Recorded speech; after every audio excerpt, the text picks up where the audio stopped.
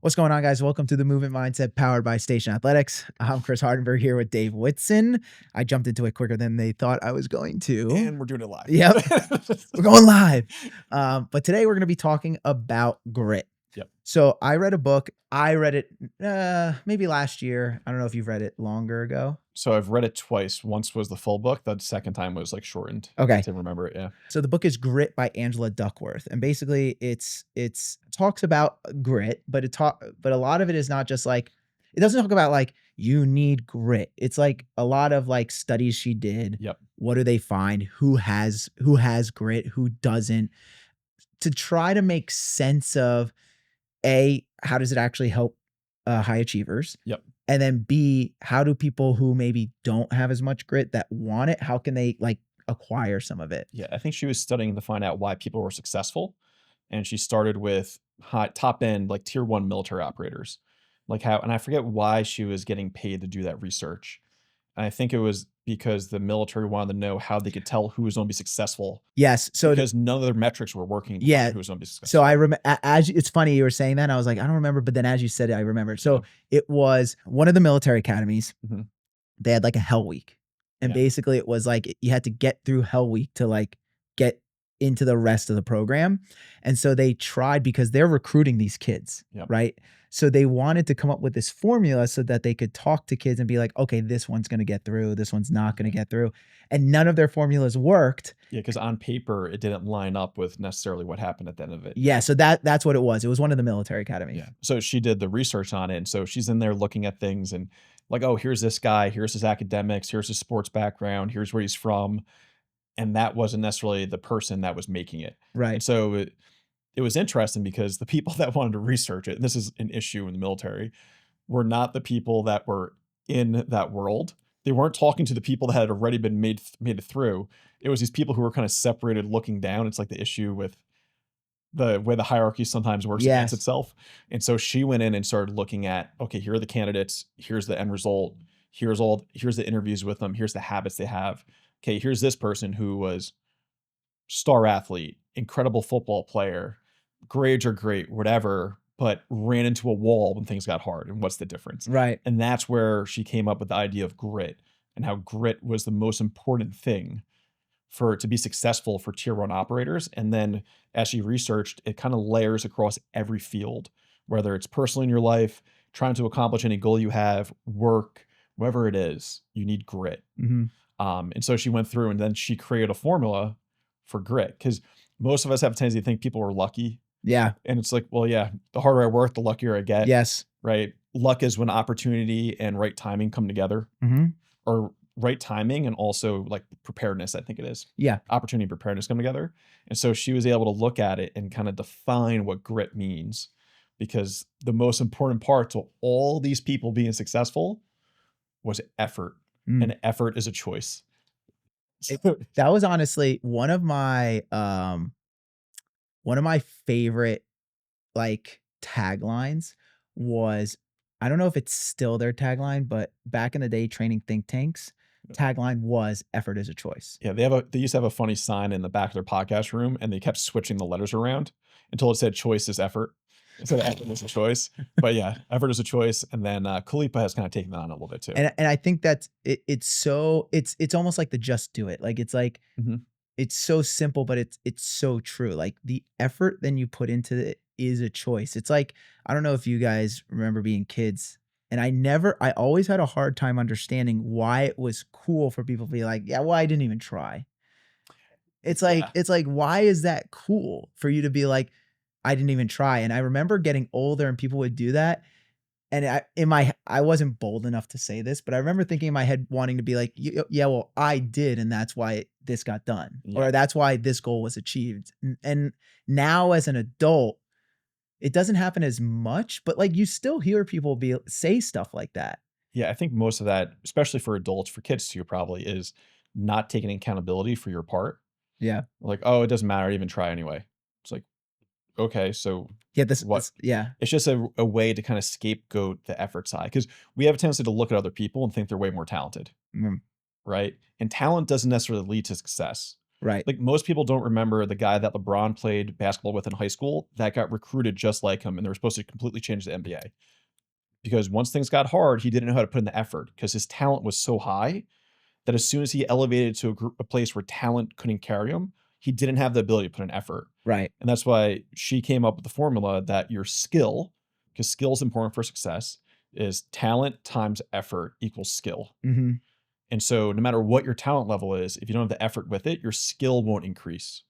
Yeah. Like for me, like I had the talent of being able to remember stuff easily. And so I didn't study. Right. So I never put effort into studying. And then junior year of college, I got hit by a truck. Mm. And then I had to learn how to put in effort so I could elevate my skill of retaining knowledge. And it was almost too late. Like it was bad. Well, and that's what I was just about to say is that's something that's actually way harder to learn the further you get into life. Yeah. You Because don't like to learn new stuff. right. But and then correct me if I'm wrong. So she had the one formula that was skill is effort times, what'd you say, talent? Talent times effort equals skill. So talent times effort equals skill, but that fed into the second equation that effort times skill was like success or something like that. Yeah. Let me look up the exact thing. That's why I have my phone. Okay, so you look it up, I but wanted to make sure. It's achievement. achievement. Okay. Yeah. And so that's where she said she realized, so you have, in order to obtain a skill in something, Mhm. you have to have some sort of talent or disposition towards it, right? So basically what she was saying is like people who, let's use athletics as an example. People who have an athletic disposition are going to learn how to dribble a basketball faster than someone who's not athletic. Yes. Like that's just a reality. Mhm. However, the person who has less of a disposition to be athletic is going to be a better dribbler if that athletic person dribbled the first time and then didn't dribble again for 4 months. Mhm. Like Yeah. the person who works for those 4 months, that skill discrepancy is going to catch up. Yeah. Michael Jordan, effort more than anyone realizes. Kobe, the same thing. People also don't like people who are successful that seem to waste their talent. Right. That's why people get angry at LeBron. He doesn't play both ways. He flops around. He doesn't put in the effort as much as he did before, right? Mhm. Part of it's he's older. Even like for me, because I have a little bit of a music background, when I see someone who can really sing, but instead they do the weird pop entertainment, backtrack, whatever stuff, like what a waste. Yeah. And so when things come easy, sometimes people don't respect it either. Right. Where was I going with that? Oh, Michael Jordan. Michael Jordan, they said that he couldn't play defense. So what did he do all offseason? Flew in all these incredible players. And then next year he won Defensive Player of the Year. Yeah. Well, it's It's like same thing. effort, I think pure effort. I think it was the same thing because I watched the Michael Jordan documentary. So good. I think it was also around his defense, but it might have been something else. He hired a trainer. Yep. And he's like, and he's Get basically stronger. Yeah. yes, he was like, if I'm going to be better at defense or be the best player in the NBA, I have to be stronger. He was getting beat up nonstop. That's what it was. Yes. Because there was the Jordan rule where anytime he got in the air, you just smacked him. Yes. Yeah. And so he was like, if I'm going to handle this beating, I got to get bigger. Yeah. And he put on too much size. yes. So, but that's a great point. So it's like, that's where he also didn't make like D1 college basketball his first year. Like he wasn't, everything was effort. He got cut from the high school basketball team. yes. Yes. Like people think he was just this natural talent. He was talented, but more of his talent was in focus and effort than anyone realizes. Right. Yeah. But she said how she realized that, again, that fed into the skill is not achievement, right? Just because you have the skill, you've obtained the skill doesn't mean you've accomplished anything yet. Yep. And so that's where she said, okay, once you've obtained the skill, now I have to, with effort, apply that skill to then get achievement. Mhm. And so that's when she realized effort is, I forget the exact term she used, but it's in both equations. Yep. And so it's the most important part. yes. And so the force multiplier, or like, it's like effort squared, like Yes. Yeah. it's like you have to, so the most important aspect is then the effort that you put in. So that was like kind of my first takeaway is kind of what you said is like, that is the most important thing. We probably all heard something about it. It's like, oh, you have so much potential. Yeah. And your potential is this like talent or skill that people see in you, but you put no effort into producing it or making it into something fruitful. Right. Nas, my wife, is always like, you have too much stuff in your head. You have to go use it. And that this phrase actually lines up with that. Everyone's probably heard knowledge is power. Yes. That's not the phrase. The phrase is applied knowledge is power.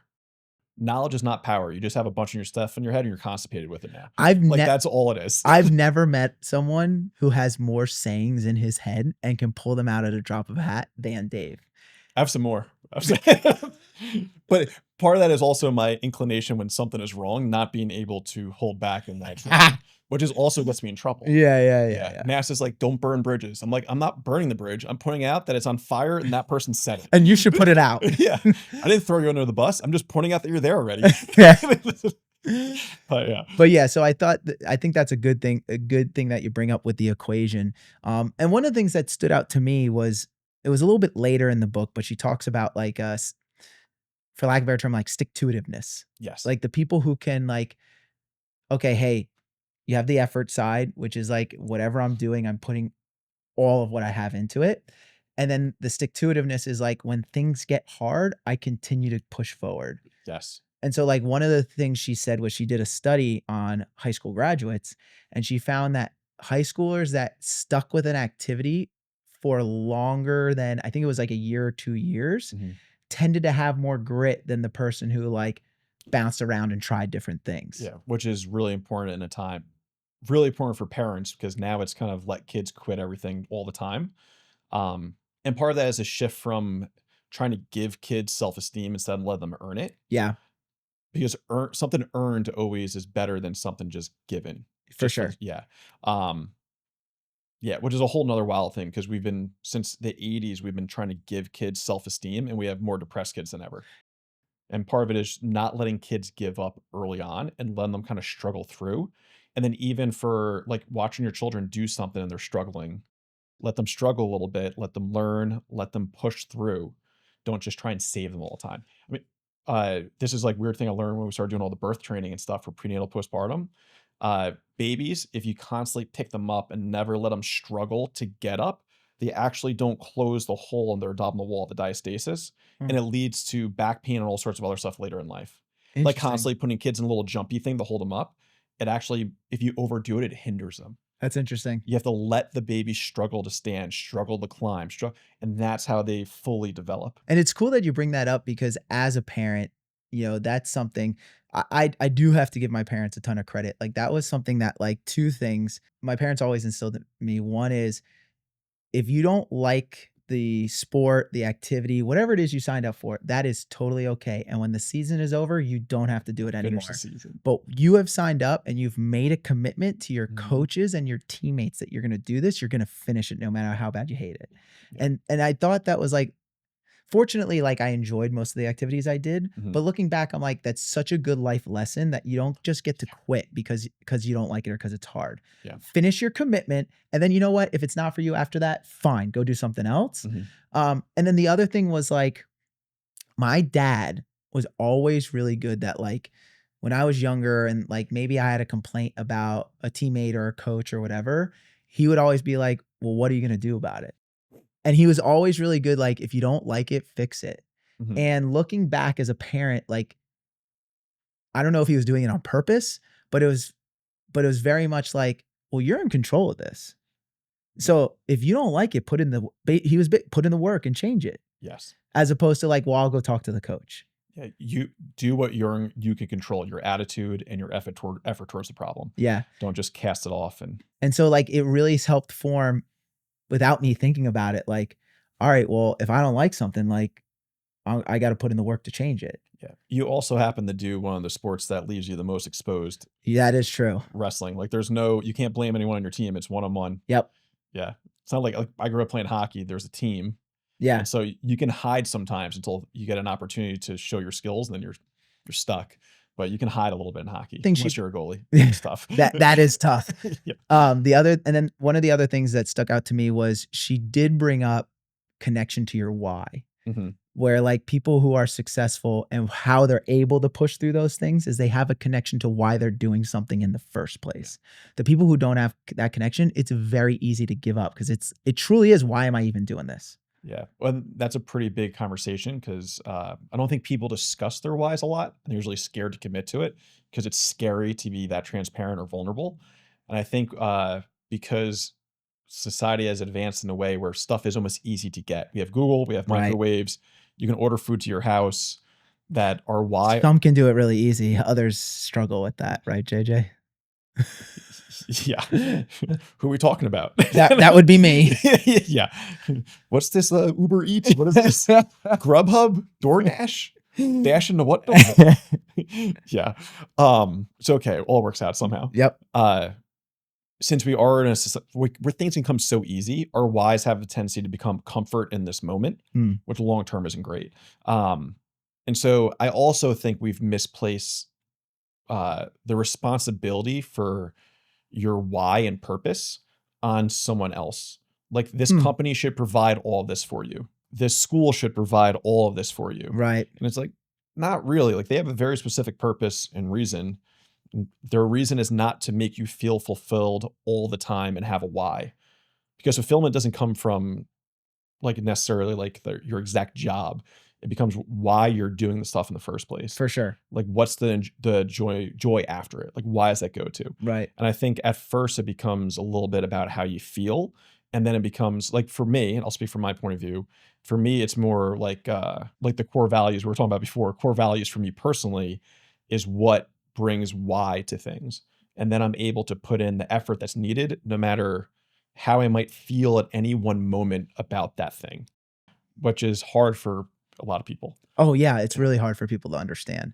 So the next natural question is, because I kind of said it at the beginning, is okay, here I'm Joe Schmo, right? How do I know how much grit I have and how do I improve it? So one of the things she did is, and you can Google this. So if you're watching and you are wondering that, you can Google this. You know what the Google machine is? Yes, I do know the Google machine.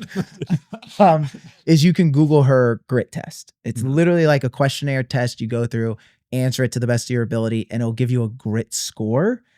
So that'll at least give you an idea of like, okay, obviously there's a lot of subjectivity to that.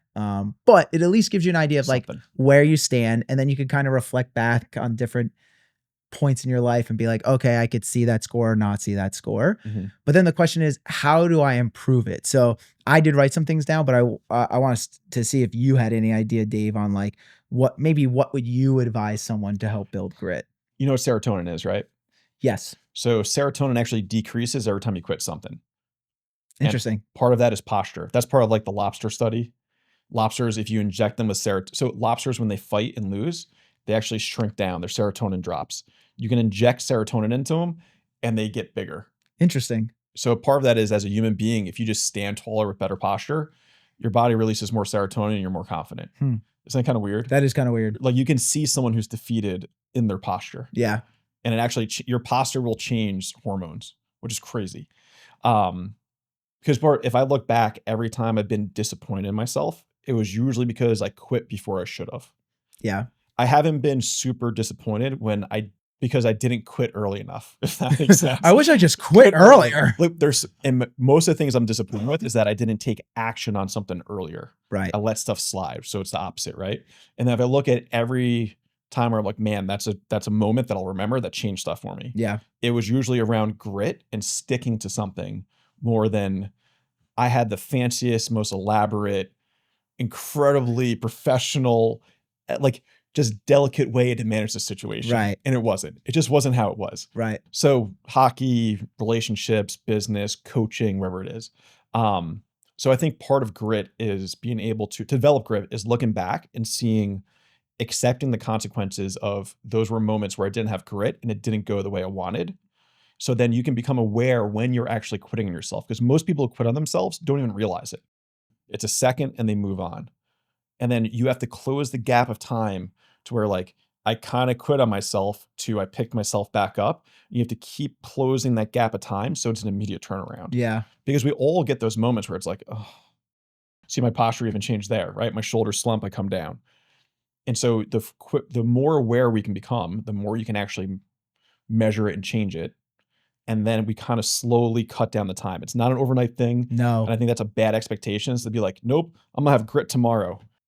Well, you haven't had grit for the last 10 years, so it's not going to happen. Right. Right. Depending on the person. So I think the first thing is awareness of points in your life where not having grit actually led to the conclusion that you didn't want. Yeah. And then so that way you can actually learn the lesson. Because if you pretend like, oh, no, I got this, you'll fake yourself into never really doing anything. Right. It's developing what's called metacognition, which is how you thinking That's about. A fancy word right there. I was about to explain it. It's thinking about how you think. Yeah. And so it's like basically like, this is the situation. What was I thinking in that situation again, I'm thinking about how I was thinking, so that you then start to recognize those thoughts when you're in the situation and kind of change your reaction to it. Yeah, 'cause Very difficult to do. it's also necessary for life though, because otherwise 100%.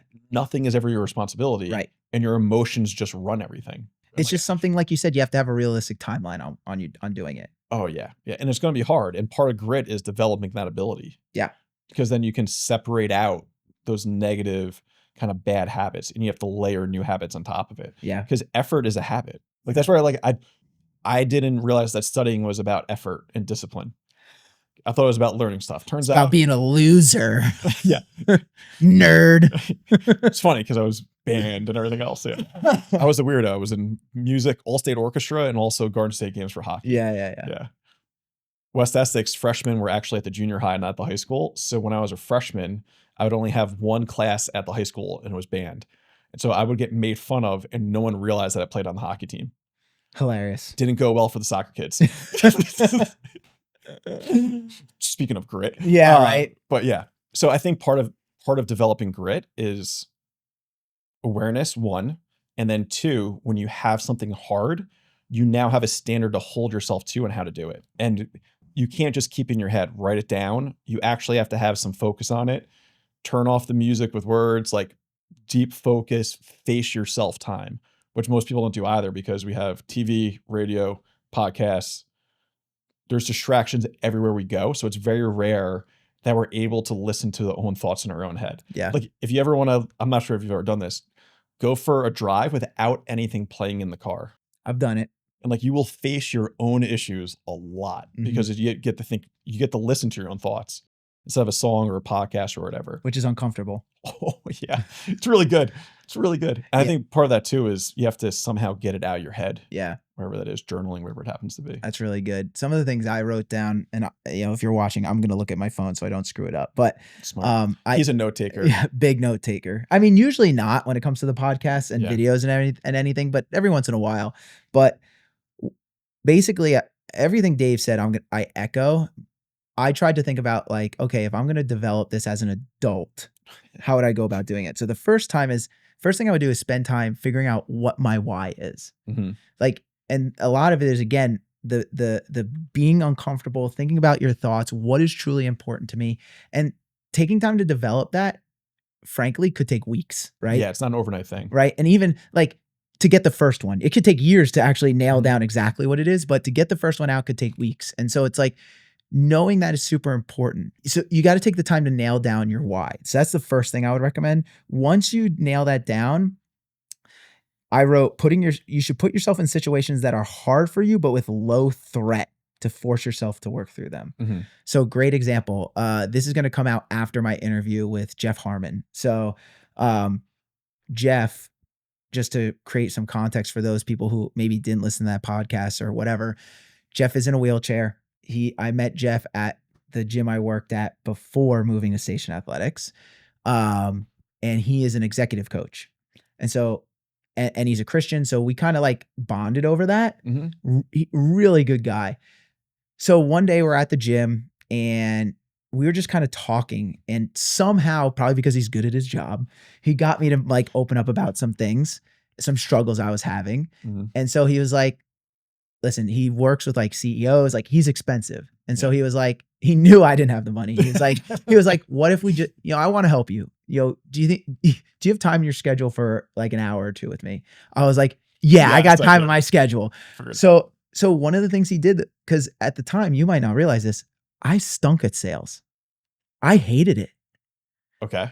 And I didn't have any sales skills and I was trying to learn it. And I would get very uncomfortable asking for money. And I got very uncomfortable hearing no, because I would reflect it upon myself as I didn't do a good job. I'm failing because I heard no. Yes. So one of the things he said to me was like, as we worked through it, he's like, all right, I got homework for you. I want you to put yourself in situations you are almost 100% certain you're going to hear no, and get comfortable with that. And I was like, he's like, go to Starbucks and ask the barista if you could have the coffee for free. Reach out to so-and-so. Great example. He won't know this, but he was part of this activity. I was very new into coaching, and I Mhm. just met Marquand, and I was like, you should let me coach you. And he was, yeah. And he was like, he was Marquand. So he's very polite. He's like, I don't think that's going to work out. Yeah. But it was one of those things where it's kind of what I'm talking about. Like I took it seriously. So I'm like, I'm going to put myself in these situations, and hearing no became way less uncomfortable. Mhm. Where now I say people like, well, if you don't ask, you don't know what the answer is going to be. And if the answer is no, you're in literally the same exact spot you are now. Yeah, it's fine. And so that's where it's like, find those situations to put yourself in with it's great with kids, right? Like we talk about, my wife and I, you talked about like letting your kids struggle, Yeah. right? If they can't tie their shoes, obviously if you're late, that's a whole different story, right? Let them struggle to tie their shoes, because you know what the risk of injury or whatever is? Zero. No one's going to get hurt. Yeah. But when you do that over and over again, then when they're an adult and they're facing a deadline that if they don't meet, they lose their job, that's stakes. Yes. And you don't want to have to learn grit then. Yeah. Well, I think the side note, going longer than we should, the research for children is like by the time they're like around 7, I forget what it is, it's like 7 to 8 or something. If they don't learn that they're not the center of the universe and like they have to put an effort towards other things besides themselves, the only way it kind of sinks in is like serious life trauma. Yeah. And it's an issue. So, and we're seeing some of the, like the issues of helicopter parenting and like how that leads to issues down the line, because they always look to authority to solve their problems. Right. It's never internal. It's always someone else's responsibility. Right. Yeah. So that's something, if you're a parent, trying to find those windows of time Yeah. is huge. So once you do that, something she talks about a lot is developing a mantra. Mhm. So basically, now how can I condense, now that I'm thinking about my thoughts, how do I recognize when things are going off the rails, and what do I say to myself to get back on? Mhm. I mean, you mentioned it in one of the earlier podcasts from a baseball movie. Clear the mechanism. Clear the mechanism, Yeah. right? Or if you watch some high level, I refer to athletes because I'm a sports guy. Mhm. I saw something online one time. Ronaldo was lining up for a penalty kick to like win some huge game. And you see him take like a couple deep breaths, and he's mumbling something to himself. And it's him saying his mantra to himself Yep. to focus in on the task at hand. And he's one of the best in the world at what he does. Mhm. So developing that. And then once you do that and you have those things and you're developing that grit, the last thing I put is to remove emotion when assessing your thoughts and actions, Mhm. looking for progress. You're going to screw up. It's kind of like what I said, like when I would hear no, I forget what you said, like I personalized it. Personalize it. Yeah, It's like that no is you're a failure. exactly. It's like, no. And it's that's not. something that personally I struggled with for a long time in Mhm. in athletics. It was like when I would lose, it would crush me because it reflected on who I was as a person. Yeah. And so that's where it's like, guys, thinking about your thoughts and recognizing that, like, okay, if I approach this situation and I didn't approach it with grit, almost looking at it as like a mark of feedback, as opposed to like reflecting it upon yourself as Mhm. I'm now worse of a person because I didn't quite get it this time. Yeah. So what's your mantra? You don't have to share it. Honestly, you know, this is going to kind of spit in the face of what I just said. I don't know that I have a full mantra. Mhm. I did at one point. I had to develop one. I read something different in college. I had to develop one around my senior year, but I don't know that I have a hard one. Do you have one? I have one that I go back to all the time. Okay. So, but also most of my values and why and for my own life are more like spiritual developed than they are anything Right. else. So for mantra, because we're talking about imposter syndrome. So 2 Timothy 1:7, Mhm. Don't have a spirit of fear, but a spirit of power, love, and a sound mind. Yeah. And sound mind is actually the Greek word for it is actually the ability to make good decisions. Oh, I like that. So that's always been kind of the thing until Guido Trinidad took it and made it a thing with Faith X, and then I was a little angry. But no. But That's good. You know, it's funny you say that because I don't know why I didn't think of this when you said mantra, Yeah. but for me, it's Jeremiah 29:11. Mhm. And it's because, so you don't know this, but when I was student teaching, it was the same time as wrestling season. So I literally would get up at 5 a.m. I would go teach, drive back to school, practice, eat dinner, lesson plan, and do it all over again. Yep. And I came in 1 week ill prepared for student teaching. And unbeknownst to me, my supervising teacher told my supervisor at school. She showed up at the school. I showed her my lesson plan, and she was basically like, "This is crap. You are not prepared for class. I'm sending you home." No. She sent me home. That is wild. And so I'm at school, like distraught, like crying, like I'm not gonna graduate. Who does this happen to? And I'll never forget sitting in the library, and I opened my computer, and my now wife, who was my girlfriend at the time, just put Jeremiah 29:11 on a Post-it note. And it says, I hope I don't blank on it. It was, I know the plans I have for you, declares the Lord, plans to prosper you and not to harm you, plans to give you a hope and a future.